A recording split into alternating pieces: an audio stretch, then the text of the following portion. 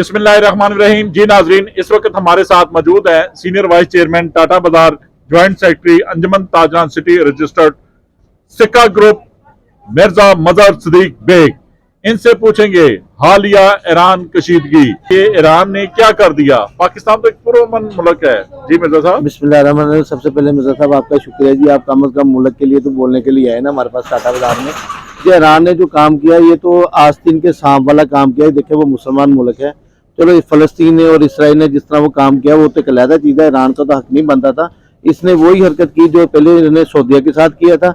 अभी जिस ये उसके हिसाब से इन्होंने बोला कि चलो यार पाकिस्तान को भी उसी लैंड में लेंगे, लेकिन पाकिस्तान वो नहीं है। सऊदी अरब की फौज बाहर से आती है, जो पाकिस्तान की फौज है ये इसकी अपनी फौज है और पूरी दुनिया में मानवी फौज है।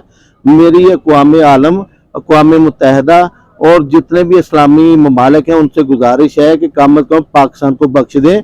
ईरान आपको पता है कि शिया मसलक में हम जाते नहीं है, शिया मसलक हमारे पाकिस्तान में भी है, हम उनका इज्जत भी करते हैं, उनका एहतराम भी करते हैं, लेकिन इनसे मेरी गुजारिश है कि कम अज़ कम पाकिस्तान को माफ़ कर दें। नहीं तो हमारा उनको पता है पूरी दुनिया को कि पाकिस्तान किसी को माफ़ी नहीं देता।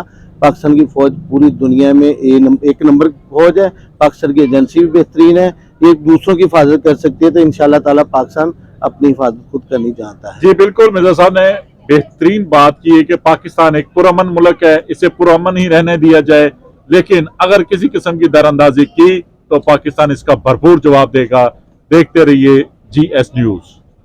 इस वीडियो को लाइक करें, हमारे चैनल को सब्सक्राइब कर बेल आइकन जरूर प्रेस करें।